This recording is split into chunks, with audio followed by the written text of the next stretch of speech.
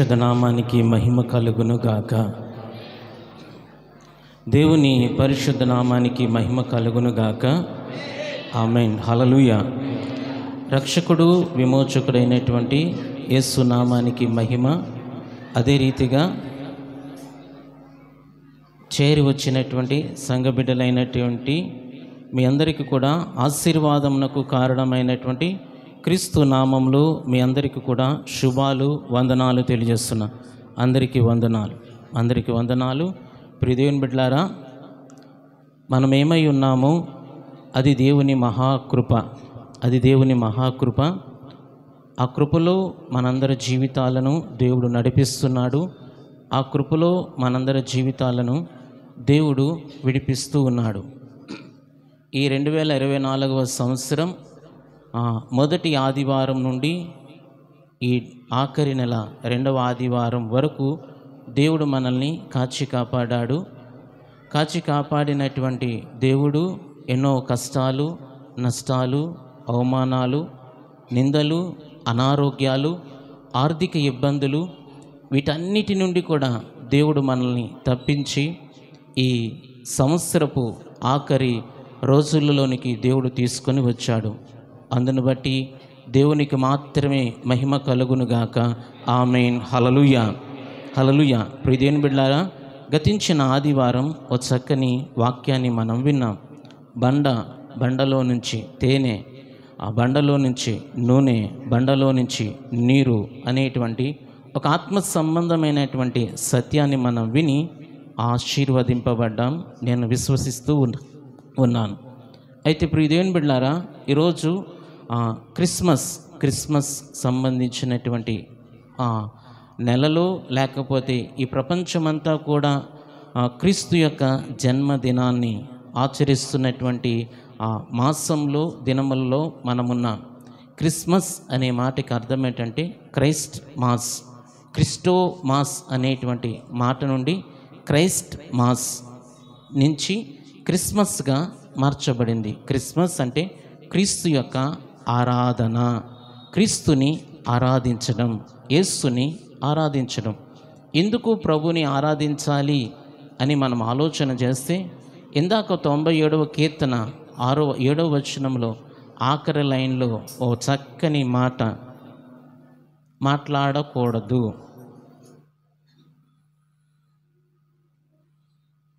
ఓ చక్కని మాట ఉంది. సమస్త జనులకు నీ మహిమను కనపరుస్తున్నావు అనేటువంటి మాట అక్కడ మనకి కనిపిస్తుంటుంది, మనం చదువుకున్నాం.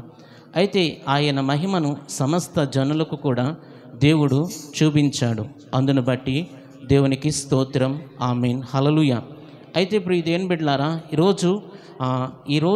ఈరోజు మనం వినేటువంటి వాక్యం దేవుని వాక్యం. ఆ దేవుని వాక్యంలో ఉన్నటువంటి విషయాలు ఏంటి అని ఆలోచన చేస్తే, క్రీస్తుని ఆరాధిస్తున్నాం. ప్రపంచం క్రీస్తు యొక్క ఆరాధనను పండుగగా జరుపుకుంటూ ఉంది. ఈ విశ్వమంతా కూడా, ఈ ప్రపంచంలో భూమి మీద ఎన్ని దేశాలైతే ఉన్నాయో అన్ని దేశాలలో ఏదో ఒక మూల, ఏదో ఒక గ్రామం, ఏదో ఒక ఇంటిలో డిసెంబర్ 25వ తారీఖు లేకపోతే ఈ నెలంతా క్రిస్మస్కు సంబంధించినటువంటి పండుగను జరిగించుకుంటూనే ఉంటారు. దేవునికి స్తోత్రం. ఆమేన్. హల్లెలూయా. అయితే ప్రియ దేవుని సంగమా, పండుగ చేయడం ముఖ్యమా? క్రీస్తుని ఆరాధిస్తున్నటువంటి మనం క్రీస్తుకు మాదిరికరమైనటువంటి జీవితం జీవించడం ముఖ్యమా అనేది ఈరోజు మనల్ని మనం ప్రశ్నించుకోవాలి. దేవునికి స్తోత్రం. ఆమేన్. పండుగ చేయడం అంటే ఏంటి? కొత్త బట్టలు కొనుక్కోవడం, బూర్లు వండుకోవడం, అరిసెలు వండుకోవడం, బిర్యానీ చేసుకోవడం, పక్కోళ్ళకి 4 అరిసెలు ఇవ్వడం, ఎదురోళ్ళకి 4 బూర్లు ఇవ్వడం, ఆ ఇరుగు పొరుగు వారిని ఆడబడుచులను పిలిచి బిర్యానీ పెట్టి, చీర పెట్టి ఇంటికి పంపించడం, ఒక 500 రూపాయలు ఇచ్చి గాజులు తొడుక్కోమని చెప్పి ఇచ్చి పంపించడం, ఇది పండుగ. అయితే ఇప్పుడు ఈ దేవుని సంగమా, ఇవన్నీ మీరు చెయ్యండి, అది మీ ఇష్టం, మీ చేతులకు అప్పగిస్తున్నా, అది మీ ఇష్టం. అలా సంక్రాంతికి ఇచ్చారు కాబట్టి నేను కిస్మిస్కి ఇవ్వాలని మనం ఇవ్వచ్చు. అందులో అది ఇచ్చిపుచ్చుకోవడం అనేది మీ వ్యక్తిగత విషయం. అయితే ఇక్కడ ఈరోజు క్రిస్మస్ చేస్తున్నటువంటి మనం దేవునికి మహిమార్థంగా ఉండాలి. అదే సమయంలో ఈ లోకములో ఒక స్ఫూర్తిదాయకంగా ఉండాలి. ఈ లోకానికి ఒక మాదిరికరమైనటువంటి జీవితాన్ని మనం జీవించాలి. దేవునికి స్తోత్రం. మన వాక్యాన్ని చదువుకుందాం. వాక్యాన్ని చదువుకున్న తర్వాత పరమగీతాల గ్రంథం 8వ అధ్యాయం 2వ వచనాన్ని చదువుకుందాం. పరమగీతాల గ్రంథం 8వ అధ్యాయం 2వ వచనాన్ని చదువుకుందాం.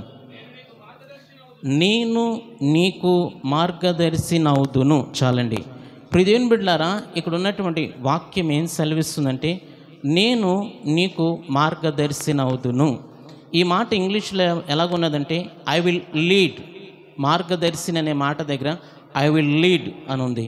ఇంకా దానిని వివరంగా మనకు అర్థమవడానికి ఏంటి అని ఆలోచన చేస్తే, ఇన్స్పైరబుల్, నేను నీకు ప్రేరేపణ కలిగించేదానిని, లేకపోతే నేను మీకు స్ఫూర్తినిచ్చేదానిని, నేను మీకు ఒక మాదిరికరమైనటువంటి జీవితాన్ని నేను జీవిస్తున్నాను అని వాక్యం సెలవిస్తుంది.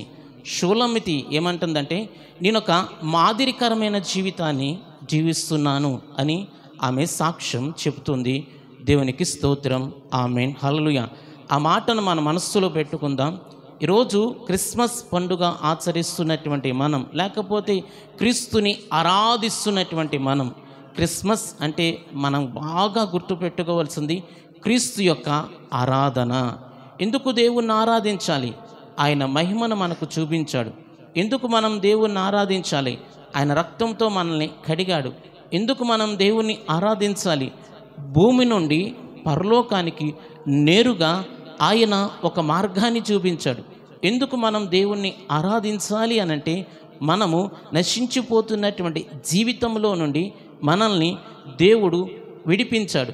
ఎందుకు మనల్ని దేవుణ్ణి యేసుని ఆరాధించాలి అనంటే, ఆయన తనను తాను తగ్గించుకొని ఒక సామాన్యమైనటువంటి వ్యక్తుల యొక్క కుటుంబాన్ని ఎన్నిక చేసుకుని ఈ లోకానికి ఆయన వచ్చాడు. దేవునికి స్తోత్రం. అదే సమయంలో ఆయన ఉన్నటువంటి దినాల్లో అందరికీ అందుబాటుగా ఉన్నాడు. యేసు ప్రభు దగ్గర పిఏలు లేరు. యేసు ప్రభుని కలవడానికి ఎవరు కూడా పిఏ లేడు. యేసు ప్రభుని కలవడానికి ఎవరు కూడా ఆ టైమింగ్స్ లేవు. ఎప్పుడు వెళ్ళినా యేసు ప్రభు ప్రజల మధ్యలో, ప్రజలతో ఆయన సంచరిస్తూ ఉండేవాడు. అందరితో కూడా ఆయన అనుకూలంగా అందరినీ ఆయన ప్రేమించుకుంటూ ఆయన ఉండేవాడు. దేవునికి స్తోత్రం. ఆమేన్. హల్లెలూయా. అదే సమయంలో క్రీస్తుని ఆరాధిస్తున్నటువంటి నీవు, ఈ క్రిస్మస్ ఆరాధిస్తున్నటువంటి మనం గుర్తుంచుకోవాల్సిన విషయం ఏంటో తెలుసా? ఆయన రాకడ కూడా దగ్గరగా ఉంది. ఆయన రాకడ చాలా దగ్గరగా ఉంది. ఆయన రావడానికి ఆయన సిద్ధంగా ఉన్నాడు. ఆయన రావడానికి సిద్ధంగా ఉన్నాడు. ఆయన వచ్చేలేపు మనము ఒక మాదిరికరమైన జీవితాన్ని జీవించాలి. క్రీస్తుకు మాదిరికరమైనటువంటి జీవితాన్ని మనం జీవించాలి. ఇందాక అన్నాను కదా, ఐ విల్ లీడ్.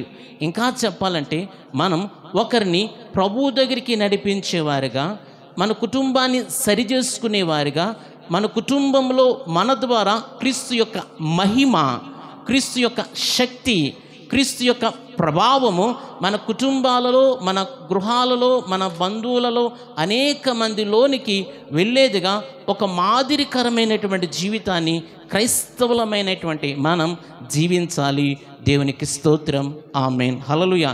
క్రైస్తవ్యం మతము కాదు, క్రైస్తవ్యం కులము కాదు. క్రైస్తవ్యం క్రీస్తుని అనుసరించి జీవించే వారి జీవితాలను బట్టి యేసు ప్రభు ఈ భూమి మీద నుండి వెళ్ళిన తర్వాత క్రీస్తు శకం 53-54 శతాబ్దంలో ఈ క్రైస్తవులు అని క్రీస్తుని ఆరాధించేవారిని క్రైస్తవులు అన్నారని అపోస్తుల కార్యాల్లో ఉంటుంది. మీరు ఇంటికి వెళ్ళిన తర్వాత చదువుకోండి. దేవునికి స్తోత్రం. ఆమేన్. హల్లెలూయా. ఈరోజు నువ్వు మాదిరి. ఎవరికి నువ్వు మాదిరి? నీ భర్తకు మాదిరి, నీ కుటుంబానికి మాదిరి, నీ సంఘానికి మాదిరి, నీ సేవకునికి మాదిరి, నీ గ్రామానికి మాదిరి. విశ్వాసి సేవకునికి మాదిరి, సేవకుడు విశ్వాసికి మాదిరి. దేవునికి స్తోత్రం. ఆమేన్. హల్లెలూయా. సేవకుడైనటువంటి నేను 4 మాటలు చెప్పి నా ఇష్టం వచ్చినట్టుగా నేను ఉంటాను అని అంటే, ప్రియ దేవుని సంగమా, మీరు అంగీకరిస్తారేమో కానీ ప్రభు అంగీకరించడు. దేవునికి స్తోత్రం, ఆమేన్, హల్లెలూయా. ఎప్పుడు క్రైస్తవ్యం అనేది మాదిరి. దేవునికి స్తోత్రం. ఎందుకు ఈ మాట చెప్పాను సేవకుని గురించి అంటే, నాకు 2 కళ్ళు ఉన్నాయి, మీ 200 మందిని 2 కళ్ళతో చూస్తున్నాను. మీ దగ్గర 400 కళ్ళు ఉన్నాయి. 400 కళ్ళు ఉన్నాయి. 400 సీసీ కెమెరాలు ఉన్నారు నా చుట్టూ. ఈ పక్క నుంచి ఉన్నారు, ఇటు పక్కన ఉన్నారు, ఈ పక్కన ఉన్నారు. కాబట్టి సేవకుడు విశ్వాసులకు మాదిరి. దేవునికి స్తోత్రం, ఆమేన్, హల్లెలూయా. అయితే ఇప్పుడు దేవుని బిడ్డలారా, దేవునికి మాదిరికరంగా మనం ఎలాగ ఉండాలి, దేవుని వాక్యానికి మాదిరికరంగా మనం ఎలాగ ఉండాలి, కొన్ని విషయాలను మనం తెలుసుకొని క్రీస్తు జన్మలో ఉన్నటువంటి విషయాలను, అదే రీతిగా వాక్యంలో ఉన్నటువంటి కొన్ని విషయాలను మనం తెలుసుకొని దేవునిలో మనం ఈరోజు మన ఆత్మీయ జీవితాన్ని బలపరుచుకుందాం. లూకాసు సువార్త 1వ అధ్యాయం 42వ వచనాన్ని ఒకసారి మనం చదువుకుందాం. స్త్రీలలో నీవు ఆశీర్వదింపబడిన దానవు, నీ గర్భఫలము ఆశీర్వదింపబడును. నా ప్రభువు తల్లి నా యొద్దకు వచ్చుట నాకెలాగూ ప్రాప్తించెను. చాలండి. ప్రియదేవుని బిడ్డలారా, ఇక్కడ ఎలిజబెతు మరియతో మాట్లాడుతున్నటువంటి మాటలు. ఎలిజబెతు కొండ ప్రాంతంలో ఉన్నది, ఓ ప్రదేశంలో ఉన్నది. ఎలిజబెతు అప్పటికి గర్భముతో ఉన్నది. ఎలిజబెత్కి దేవుని దర్శనం జరిగింది. ఎలిజబెత్ యొక్క భర్త జకర్యా మందిరంలో సేవ చేస్తున్న సమయంలో దేవుడు ఆ వృద్ధాప్యంలో దేవుడు ఆమెను దర్శించి ఆమెకు గర్భఫలాన్ని ఇచ్చాడు. మరియా ఎప్పుడైతే ఎలిజబెత్ దగ్గరికి వచ్చిందో, మరియలో ఉన్నటువంటి క్రీస్తుని ఎలిజబెత్ ఏం చేసిందంటే గుర్తించింది. దేవునికి స్తోత్రం, ఆమేన్, హల్లెలూయా. అందుకే ఏమంటుంది, స్త్రీలలో నువ్వు చాలా ఆశీర్వదింపబడిన దానివి.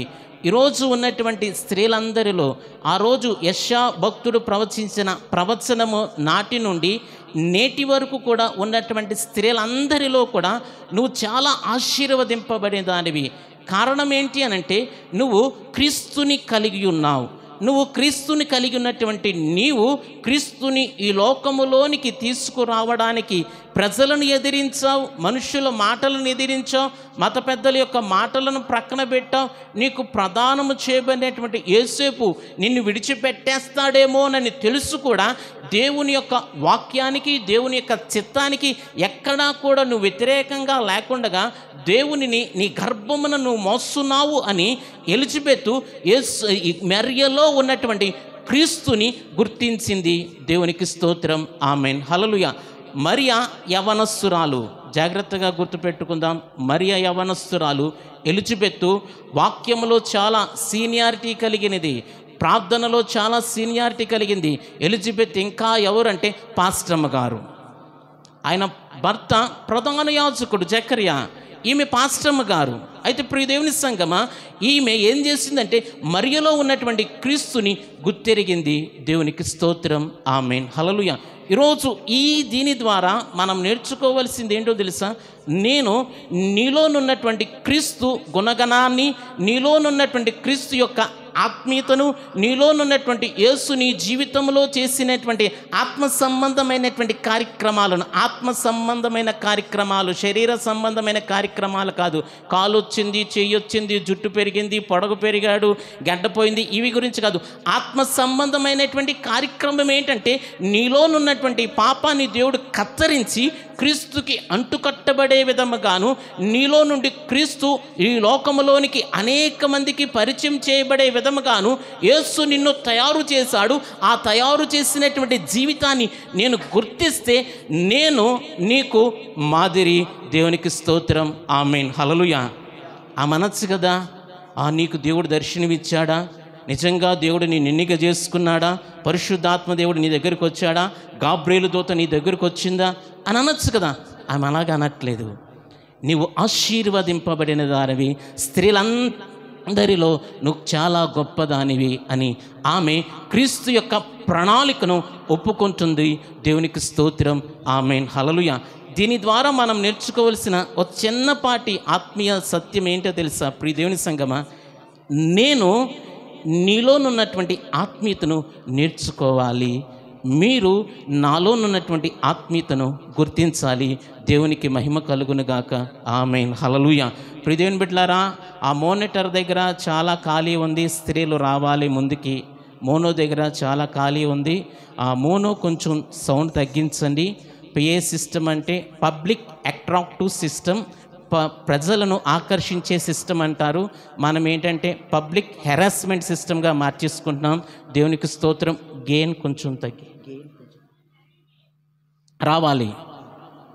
రండి రండి యేసుని యొద్దకు రమ్మనుచున్నాడు, రండి రండి యేసుని యొద్దకు రమ్మనుచున్నాడు. ఆమేన్. హల్లెలూయా. ప్రియ దేవుని బిడ్డలారా, చలికాలమే కదా, వర్షకాలం గతించిపోయింది, వర్షం ఇక రాదు, చలికాలమే కదా. కొంచెం దగ్గరగా కూర్చుందాం, మనకి వెట్ట పడుతుంది. దేవునికి స్తోత్రం. ఆమేన్. హల్లెలూయా. ప్రియ దేవుని బిడ్డలారా, ఎలిజబెత్ మరియలో ఉన్నటువంటి క్రీస్తుని, మరియలో ఉన్నటువంటి క్రీస్తు యొక్క ప్రణాళికను, క్రీస్తు ప్రభుని గుర్తించింది. ఎప్పుడైతే ఆమె గుర్తించిందో, ప్రియ దేవుని బిడ్డలారా జాగ్రత్తగా వినండి, ఎలిజబెత్ కడుపులో ఉన్నటువంటి యోహాను గంతులు వేస్తున్నాడు. దేవునికి స్తోత్రం. ఆమేన్. హల్లెలూయా. అయితే ఇంకా వీరి ద్వారా మనం నేర్చుకోవాల్సిన విషయం ఏంటి అని ఆలోచన చేస్తే, ప్రియ దేవుని బిడ్డలారా, ఒక సమయం వచ్చింది, యోహానుకు పేరు పెట్టవలసిన సమయం వచ్చింది. యోహాను పేరుని ఎలిజబెత్ గారు చెప్పారు. అతని తండ్రి దగ్గరికి వచ్చి ఇతనికి ఏం పేరు పెట్టాలి అని అంటే, అప్పటికి యోహాను గారు దేవుని యొక్క నిర్ణయాన్ని అనుమానించిన కారణాన దేవుడు అతని యొక్క నోటిని మూసివేశాడు. ఒక పలక తెమ్మన్నాడు, పలక మీద రాశాడు యోహాను అని రాశాడు. మరియా యోహాన్ అని చెప్పింది, ఎలిజబెత్ యోహాన్ అని చెప్పింది. ఎలిజబెత్ జకరియా గారు మాట్లాడుకోవట్లేదు, భార్యాభర్తలు ఇద్దరు మాట్లాడుకోవట్లేదు. అయితే ఇక్కడ మాట్లాడుకోవట్లంటే అలిగి పక్కన కూర్చున్నారని కాదు ప్రియ దేవుని బిడ్డలారా, ఆమె లోపల ఉంది, ఈయన బయట ఉన్నారు, యోహాను అని రాశారు. అయితే అక్కడ ఉన్నటువంటి వారందరూ కూడా ఆశ్చర్యపోయారు. వీరిరువురిలో ఉన్నటువంటి ఆ ఒక సఖ్యత కలిగినటువంటి ఆత్మ సంబంధమైన జీవితాన్ని బట్టి, వీరిలో ఉన్నటువంటి ఆత్మ సంబంధమైన ఐక్యతను బట్టి అక్కడ పేరు పెట్టడానికి వచ్చినటువంటి ప్రజలు ఆశ్చర్యపోయారు. ఈరోజు ప్రియ దేవుని సంగమా, క్రిస్మస్ మాసం లేకపోతే క్రీస్తుని ఆరాధిస్తున్నటువంటి ఈ శుభదినాలలో, ఈ పండుగ దినాల్లో ఈరోజు నువ్వు, నీ కుటుంబం ఆత్మీయంగా ఒక మాట మీద నిలబడితే ఏం జరుగుతుందో తెలుసా? ఆ కిందను మీరు చదువుకోండి. దేవుని హస్తం అతనికి తోడై ఉన్నదని వాక్యం సెలవిస్తుంది. ప్రభు హస్తం అతనికి తోడై ఉంది. ఎవరికి తోడై ఉంది? యోహానుకు తోడై ఉంది. 66 వచనాన్ని ఒకసారి చదువుకుందాం. చాలండి. అతడు పెద్దోడయ్యాడు, బాగుపడ్డాడు, ప్రయోజకుడయ్యాడు, అనేక మందిని దేవుని దగ్గరికి నడిపించేవాడిగా, అనేక మందికి మాదిరికరంగా ఎలిజబెత్ భర్త ఉన్నారు. దేవునికి స్తోత్రం. ఆమేన్. హల్లెలూయా. కారణం ఏంటంటే, మొదటిగా ఎలిజబెత్ మరియలో ఉన్నటువంటి క్రీస్తుని గుర్తెరిగిన కారణాన అతను ఆమె యొక్క మాటలను అంగీకరించిన కారణాన తర్వాత ఆ కిందన మీరు చదువుకుంటే ఆ జకరియా గారు ఏం చేస్తారంటే, పరిశుద్ధాత్మ పూర్ణుడై ప్రభుని గురించి ప్రవచించేవాడిగా మారిపోయాడు. దేవునికి స్తోత్రం. ఆమేన్. హల్లెలూయా. ఈరోజు ఇక్కడ మనం నేర్చుకోవలసిన విషయం ఏంటో తెలుసా ప్రియ దేవుని సంగమా? మనము లోకానికి మాదిరి, అది ఎన్నడూ ఎప్పుడూ మనం మర్చిపోకూడదు.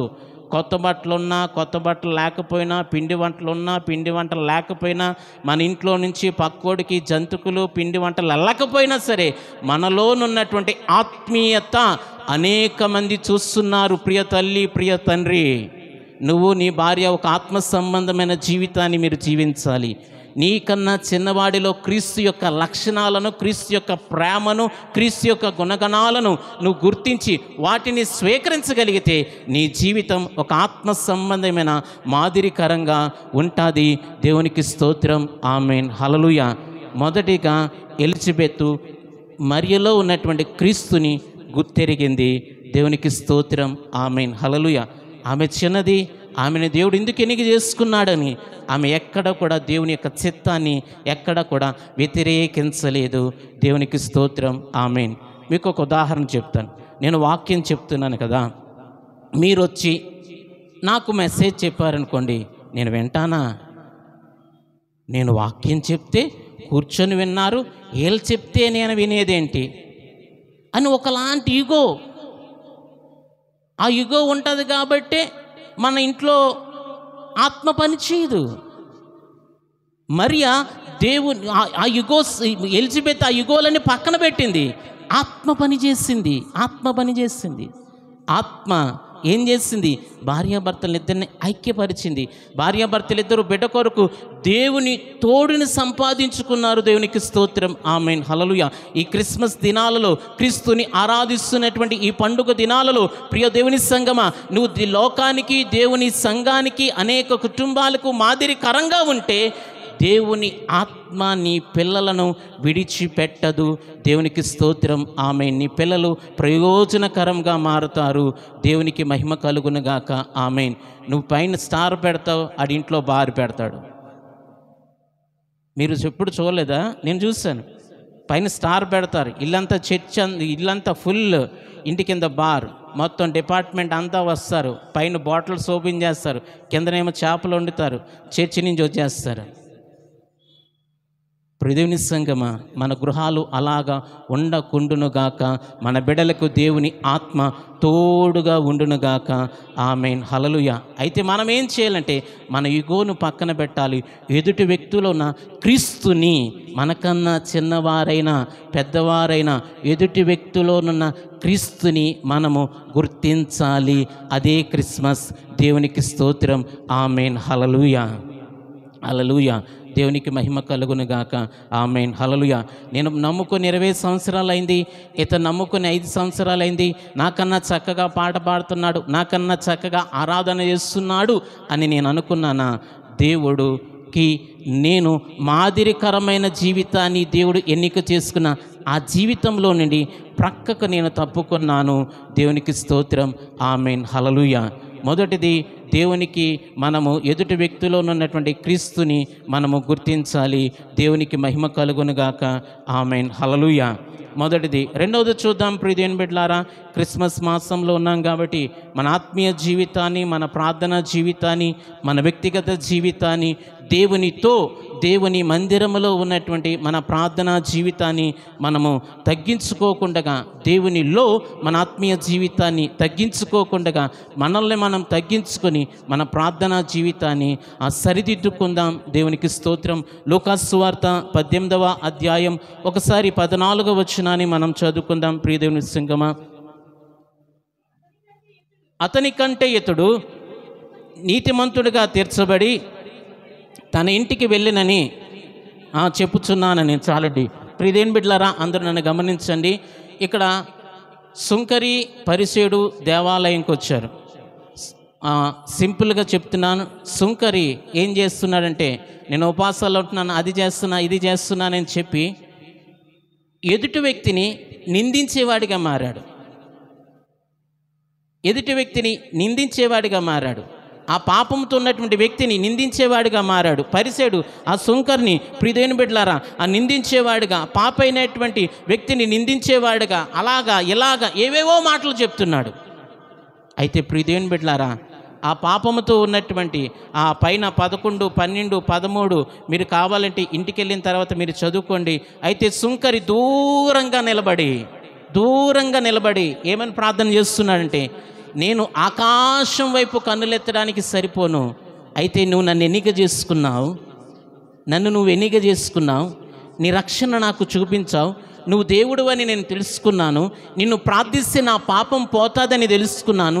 అయితే ప్రభువా, నేను ఈరోజు నా జీవితాన్ని నిన్ను ఆరాధించడానికి, నా ప్రార్థనా జీవితాన్ని సరిదిద్దుకుంటున్నాను. ఈ క్రిస్మస్ దినాలలో నేనున్నాను కాబట్టి నా పాపపు జీవితాన్ని పరిహరించు ప్రభా. నిన్ను ఆరాధించేటువంటి జీవితం, నేను మందిరంలోనికి వచ్చి నీ యొక్క ప్రసన్నతను పొందుకునేటువంటి జీవితం నాకు కావాలి ప్రభా అని ఆ సుంకరి ప్రార్థించినప్పుడు వాక్యం ఏం చెప్తుందంటే, అతని కంటే ఇతడు నీతిమంతుడిగా తీర్చబడి వెళ్ళిపోయాడు అని ఉంటుంది ప్రియదేవుని బిడ్డలారా. అయితే దీని నుండి మనం నేర్చుకోవాల్సిన వెరీ సింపుల్, నీ భక్తిని బట్టి, నీ ఆత్మీయ జీవితాన్ని బట్టి, నీ పాటను బట్టి, నీ ప్రసంగాన్ని బట్టి, నీ కానుకను బట్టి నిన్ను నువ్వు హెచ్చించుకున్నావా? ఒకసారి అందరు పైకి చూడండి, అందరూ పైకి చూడాలి. పైన ఏం కనిపిస్తుంది? సీలింగ్ కనిపిస్తుంది కదా, ఫ్యాన్ పైన ఫ్యాన్ సీలింగ్ ఉంది కదా. మీరు బాధపడినా చెప్పేస్తున్నా, నిన్ను నువ్వు హెచ్చించుకున్నావా, నీ ప్రార్థన ఈ సీలింగ్ దాటి పైకి వెళ్దాం.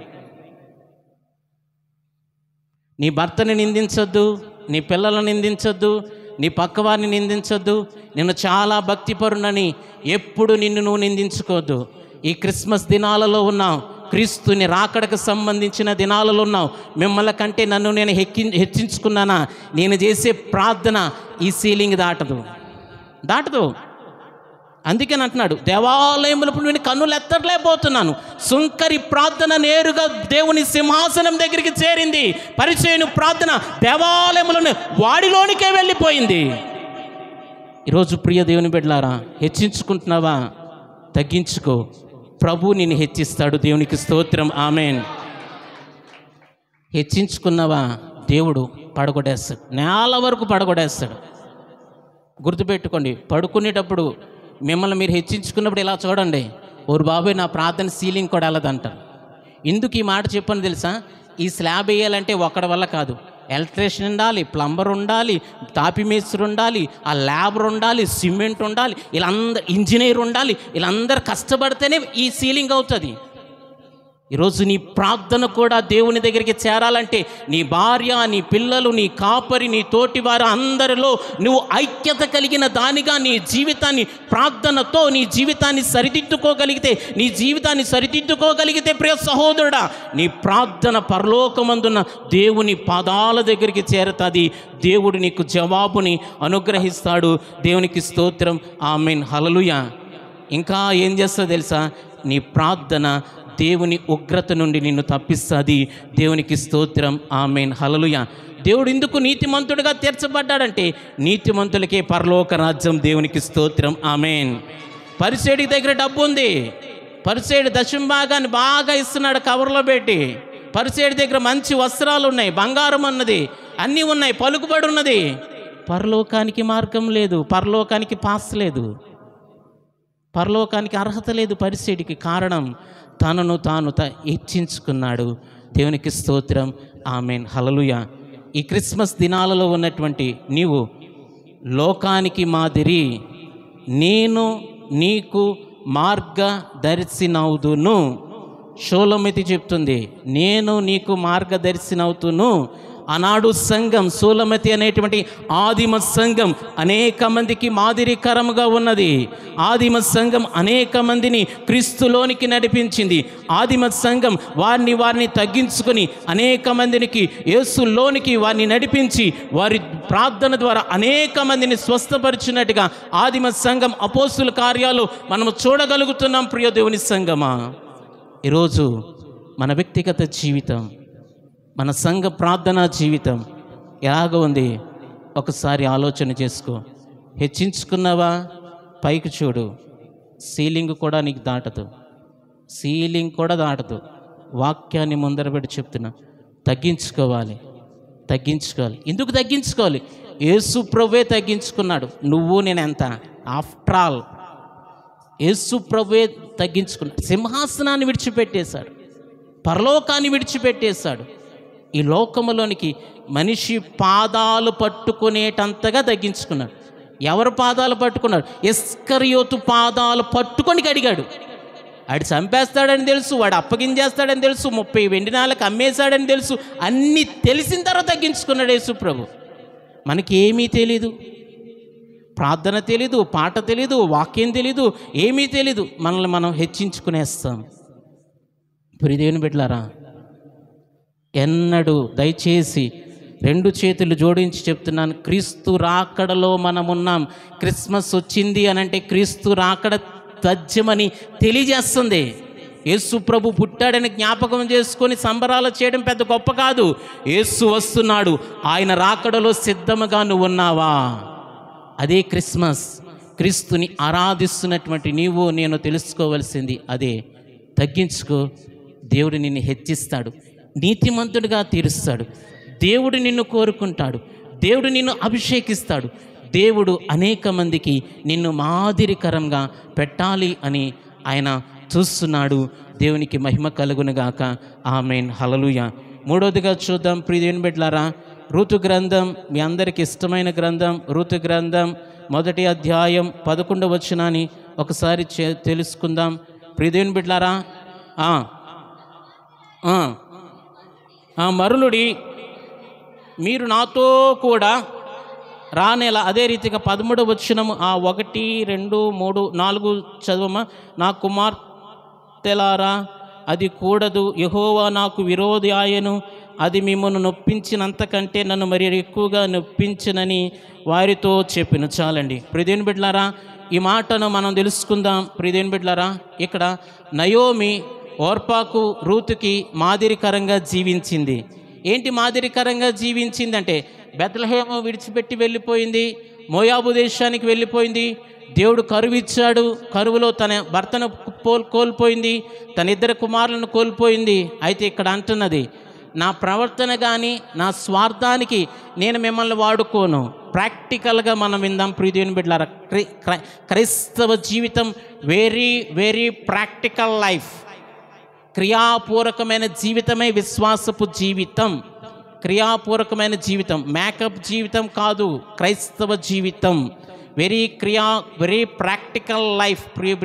ఇక్కడ నయోమి అంటుంది, అయితే నేను చేదైపోయాను, మారానైపోయాను, నన్ను నయోమి అని పిలవకండి, నా పేరు మార్చేయండి అని బెత్లెహేములో వారందరికీ చెప్తుంది. దానికి ముందు ఏం చెప్తుందంటే, నయోమి వార్పా యొక్క బాధను చూస్తుంది, రూతు యొక్క బాధను చూస్తుంది. బాధను చూసి నేను మిమ్మల్ని బాధ పెడితే, ఒకసారి ఆ వచనాన్ని చదవండి, 11వ వచనాన్ని చదవమ్మా.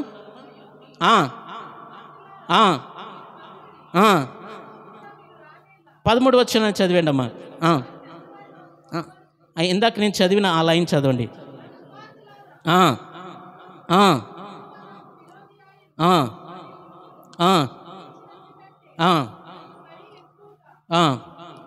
చాలండి. ఇక్కడ ఇది స్క్రిప్ట్ లైన్. నేను మిమ్మల్ని బాధ పెడితే, నా మాట ద్వారా కానీ, నా క్రియల ద్వారా కానీ, నా చూపుల ద్వారా కానీ, నేను మిమ్మల్ని స్వార్థానికి వాడుకుంటే దేవుడు నన్ను బాధ పెడతాడు, యెహోవా నాకు విరోధి అయిపోతాడు.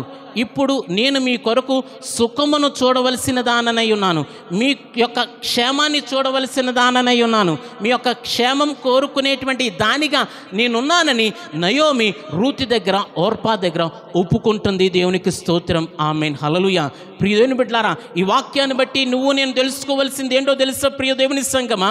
నీ జీవితం, నా జీవితం ఎదుటి వ్యక్తికి ఎన్నడూ ఎప్పుడు ఇబ్బందికరంగా ఉండకూడదు. దేవునికి స్తోత్రం. ఇబ్బందికరంగా ఉన్నదా? బోయాజు నీ జీవితంలో ఉండడు. బోయాజు అనే మాటకు అర్థం ఏంటంటే వేగిరముగా పోవుట. ప్రియ దేవుని సంగమా, బోయాజు నయోమికి ఎవరంటే సమీప బంధువు, దగ్గర బంధువు. బోయాజు వేగిరముగా పోవుట. కీర్తన గ్రంథం 47వ అధ్యాయం 15వ వచనంలో నీ వాక్యం చాలా వేగంగా వెళుతుందని వాక్యం సెలవిస్తుంది. ప్రియ దేవుని సంగమా, నీ వాక్యం చాలా వేగంగా వెళుతుందని సెలవిస్తుంది. వీటి అర్థం ఏంటో తెలుసా? బోయాజు క్రీస్తుకి మాదిరి, క్రీస్తుని చూపిస్తూ ఉన్నాడు. యేసు ప్రభుని చూపించేటువంటి ఆత్మీయుడిగా ఇక్కడ బోయాజు ఉన్నాడు. ప్రియ దేవుని సంగమా, ఇంకా వెరీ సింపుల్.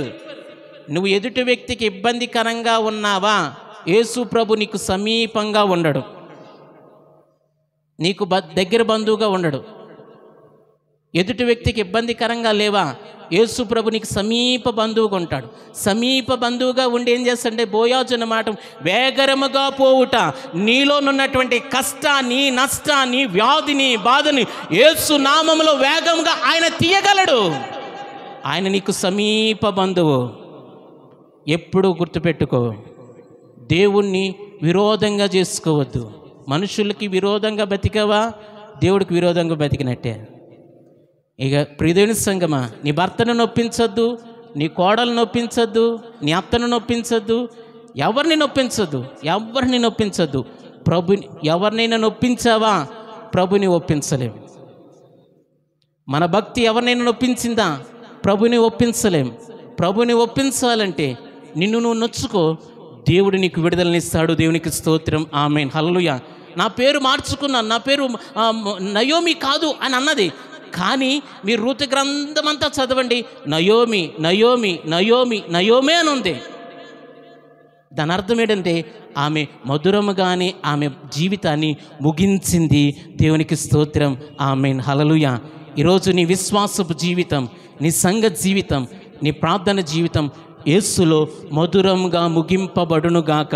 దేవునికి స్తోత్రం. ఆమేన్. హల్లెలూయా. నన్ను అడిగితే నువ్వు వెళ్ళిపోయిన తర్వాత, నువ్వు చనిపోయిన తర్వాత నీ కోడలు అనాలి, నాకు అత్త కాదు, నాకు తల్లి. నీ భర్త అనాలి, నీ భర్తను గురించి నువ్వు అనాలి, ఆయన నాకు తండ్రిలా చూసుకున్నాడు. నీ భర్త అనాలి, ఆమె నాకు కూతురులాగా ఉన్నది అని. ఇక్కడ శరీర సంబంధంగా అర్థం చేసుకుని ఆమె నాకు ఒక స్నేహితురాలుగా ఉన్నదని నిన్ను గురించి అనేక మంది నీ ఇంటి వారి సాక్ష్యం చెప్పాలి. దేవునికి స్తోత్రం. ఆమేన్. హల్లెలూయా. మీరు అనొచ్చు, ఎంత గట్టిగా వాక్యం చెప్తున్నారు కదా, మరి మీ అమ్మ మీ భార్య ఎలాగున్నారంటే అత్త కోడల్లాగా అయితే లేరు, తల్లి కూతురులాగానే ఉన్నారు. కావాలంటే శ్రీకాకుళం లోదరం చర్చికి వెళ్ళి అడగండి. ఆమె చనిపోయిన తర్వాత 4 వారాల తర్వాత, ఏంటి మీ అమ్మగారు రావట్లేదని మా భార్యని అడిగారంట. ఆవిడ అమ్మగారు కాదు, మా అత్తగారు అన్నారు. ఇంకా వాళ్ళు ఉన్నటువంటి ఐక్యత ఎంతవరకు అంటే, మా ఆవిడ చీర కొనుక్కుంటే నేను ఎక్కడొచ్చి తిడతానని మా అమ్మగారు బీరువాలో దాసేది. మా అమ్మగారు చెప్పొద్దనేది. నేను వచ్చి 5 నిమిషాల్లో ఆవిడ చెప్పేసేది, ఏమే పిల్ల నువ్వు చెప్పొద్దు అంటున్నావు, నువ్వు చెప్పొద్దని నన్ను అంటావు, నువ్వు చెప్పేస్తున్నావు, నా కొడుకు వచ్చి నన్ను తిడుతున్నాడు అనేది. ప్రియదేవుని బిడ్డలారా, ఎందుకు ఇంత ఇంత ఇంత ప్రాక్టికల్గా చెప్తున్నా తెలుసా? క్రైస్తవ జీవితం వెరీ వెరీ ప్రాక్టికల్ లైఫ్ అండి. ఏదో ఎలాగెట్టించుకొని ఒకటి వేసేసుకొని ఎర్రగొడ కట్టించుకొని జుట్లు పెంచేసుకొని ఇది కాదు క్రైస్తవ జీవితం. నీది ఒక మాదిరికరమైన జీవితం. నువ్వు మాదిరికరమైనటువంటి క్రిస్మస్ జీవితాన్ని, క్రిస్మస్ పండుగను ఆచరించగలిగితే దేవుడు నీ జీవితాన్ని మధురముగా మారుస్తాడు. దేవునికి మహిమ కలుగునుగాక. ఆమేన్. హల్లెలూయా. నేను నీకు మార్గదర్శినవుదును మూలవాక్యం. అయితే మనం ఎలాగ మార్గదర్శనమవుతాం? ఎదుటి వ్యక్తులున్న క్రీస్తుని ఎలిజబెత్ గుర్తించింది, నువ్వు కూడా గుర్తించు. దేవునికి స్తోత్రం. ఆమేన్. హల్లెలూయా. రెండవదిగా ప్రియ దేవుని బిడ్డలారా, దేవుని మందిరానికి ఎందుకు వస్తున్నావో తెలుసా? హెచ్చించుకోవడానికి రావట్లేదు, తగ్గించుకోవడానికి వస్తున్నాను. మీకు ఇంకొక సీక్రెట్ చెప్పనా? నువ్వు దేవుని మందిరాల్లో అడుగు పెట్టినప్పుడల్లా నువ్వు నీతిమంతుడిగా మార్చబడిపోతావు. ఆమేన్. హల్లెలూయా. నువ్వు దేవుని మందిరంలో అడుగు పెట్టినప్పుడల్లా నీ ప్రార్థన, నీ తగ్గింపు జీవితం నిన్ను నీతిమంతుడిగా చేసేస్తుంది. దేవునికి స్తోత్రం. ఆమేన్. హల్లెలూయా. మీ భర్తలకి, మీ భార్యలకు కూడా చెప్పండి, ఒకవేళ మీ భక్తిని శంకించే వారికి ఉంటే, బాబు నువ్వు చేసే భక్తి సీలింగ్ దాటట్లేదురా, ఎందుకు నాతో ఐక్యతగా ఉండి ప్రార్థన చేయరా బాబు అని చెప్పండి. ప్రియదేవుని బిడ్డలారా, మీ అందరికీ ఏదో గొప్ప కోసం కాదు, తెల్లవారు 2 గంటలు లేసా వ్యక్తిగతంగా ప్రార్థన చేసుకున్నా 4 నుంచి దరిదాపుగా 10 నిమిషాలు తక్కువ 5 వరకు నేను నా భార్య ప్రతిరోజు చేసే ప్రార్థన చేసుకున్నాను. తయారయ్యి ఇక్కడికి వచ్చా. ప్రతిరోజు భార్యాభర్తలు చేసే ప్రార్థన కుటుంబానికి, పిల్లలకి, సంఘానికి, మన ఆత్మీయ జీవితాలకి ఆశీర్వాదం. దేవునికి స్తోత్రం. ఆమేన్. హల్లెలూయా. గొప్ప కోసం కాదు, మీరు నేర్చుకుంటారని. మీలో చాలామంది చేస్తున్నారు, అందుని బట్టి దేవునికి మహిమ కలుగునుగాక. ఆమేన్. హల్లెలూయా. మూడవదిగా నయోమి ఎవ్వరికి ఇబ్బంది కలిగించలేదు. రూతు యొక్క ఇబ్బందిని తెలుసుకుంది, ఓర్పా యొక్క ఇబ్బందిని తెలుసుకుంది. ఆమె జీవితాన్ని సరిదిద్దుకొని మీకు ఇష్టమైన మార్గంలో మీరు వెళ్ళండి అని ఆమె వారిని విడిపించింది. దేవునికి స్తోత్రం. అలాగ ఉంటే యేసు నీకు సమీప బంధువు. దేవునికి మహిమ కలుగునుగాక. నీ కష్టాన్ని నుండి విడిపిస్తాడు, నీ కన్నీటి నుండి విడిపిస్తాడు, నీ వేదన నుండి విడిపిస్తాడు. నీకున్నటువంటి ప్రతి ఇబ్బందికరమైన పరిస్థితుల నుండి యేసు నిన్ను విడిపించును గాక. ఆమేన్. హల్లెలూయా. నేను ముగిస్తున్నాను ప్రియదేవుని బిడ్డలారా. చివరిగా యేసుని సమీప బంధువుగా చేసుకో. దేవునికి స్తోత్రం. ఆమేన్. యేసుని సమీప బంధువుగా చేసుకోకపోతే ఎన్ని క్రిస్మస్లు వచ్చినా వస్తాయి, వెళతాయి. మన ఆత్మీయ జీవితం సరిదిద్దపడదు. నీవు అనేక మందికి మాదిరి. దేవునికి స్తోత్రం. ఆమేన్. హల్లెలూయా. మరొకసారి చెప్తున్నాను ప్రియదేవుని బిడ్డలారా, నేను నీకు మార్గదర్శిని అంటే నువ్వు ఒకరికి ఇన్స్పైరబుల్ పర్సన్. ఇంకా నువ్వు చెప్పాలంటే నువ్వు ఒక ఆత్మ సంబంధమైన ఇంజెక్షన్వి. నీలోనున్న భక్తి మెల్లిమెల్లిగా ఇంజెక్షన్ ఒక్కసారిగా ఇలా పొడిచి కసక్కమని తోసేస్తారా? ఇంజెక్షన్ ఎలా చేస్తారండి? యాంటీబయాటిక్ ఇంజెక్షన్ ఏం చేస్తారు? సెలైన్లో కలిపి టైం చూసుకొని ఒక్కొక్క డ్రాపు శరీరంలోకి వెళ్తుంది. అదే రీతిగా నువ్వు కూడా నీలోనున్న ప్రార్థన, నీలోనున్న భక్తి, నీలోనున్న విశ్వాసం నీ భర్తలోకి ఎక్కించాలి. నీలోనున్న ప్రార్థన, నీలోనున్న విశ్వాసం, నీలోనున్న ప్రేమ నీ భార్యలోనికి ఎక్కించాలి, నీ ఇరుగు పొరుగులానికి ఎక్కించాలి, అందరికీ ఎక్కించాలి. అప్పుడు మనము ఆ ఆదిమ సంఘములో షోలొమ్మితి ఎలాగైతే మార్గదర్శిగా ఉన్నదో మనము కూడా అనేక ఆత్మలను మార్గదర్శకులుగా ఉండి, లీడ్ చేసేవారిగా ఉండి, స్ఫూర్తిదాయకంగా ఉండి ఈ క్రిస్మస్ మాసాన్ని దేవునిలో మనము ముగించుకుంటాం. దేవునికి స్తోత్రం. ఆమేన్. హల్లెలూయా. లేచి నిలబడదాం. ప్రియ దేవుని బిడ్డలారా, చిన్న ప్రార్థన చేసుకుందాం. తర్వాత కానుకలు ప్రభుకి సమర్పించుకుందాం. ప్రార్థన. ప్రేమ కలిగిన తండ్రి, మీకు వందనాలు. మేము నీకు మాదిరి అని మీ మాటలు విన్నామయ్యా. మీ మాటలు మా జీవితాల్లో దీవించండి, ఆశీర్వదించండి. నేను నీ కృపతో నింపండి. మాటలు ఎక్కడ వ్యర్థం కాకుండా మా ప్రార్థన నీ సన్నిధి చేరాలి ప్రభా. ఈ స్థలములోనికి అడుగు పెట్టినప్పుడల్లా మేము నీతిమంతులుగా తీర్చబడుదుముగాక. మీకు స్తోత్రాలు తండ్రి. నీ కృపతో నింపి నడిపించమని యేసున్నత నామంలో ప్రార్థించి స్తుతించి ముందున్న కార్యక్రమాన్ని చేతులకు అప్పగించుకుంటున్నాం తండ్రి. ఆమేన్.